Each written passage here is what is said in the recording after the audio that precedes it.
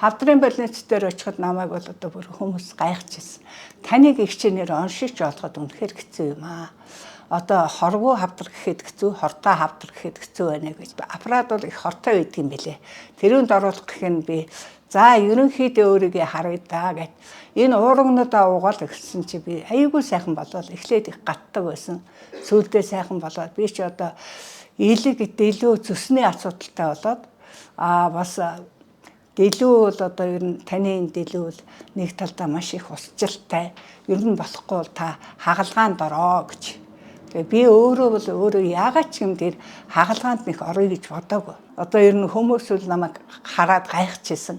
Та Маригч мөн үү? Та чи ямар ондоо ямар аймаар турцсан гэдэг охиноороо хоолоо идүүлээл толгооноосоо ойруулаад хүний толгой асар их хүнд байдгийн билээ ядраад тэгэхээр толгоогоо даадгүйсэн. Одоо би бүр юу хагалгаанд орох нь үтгэл эрүүлжчихсэн. Зүсний хөдөө агшилтай байна гэсэн хэвийн болоод үгүй ямар хувь заяагаар намайг амьд мэд явахад энэ амин чанар гэдэг чинь ингээд үйлдвэрлэгч вэ. Би бол эхлээд улаан уургийг бодог байсан.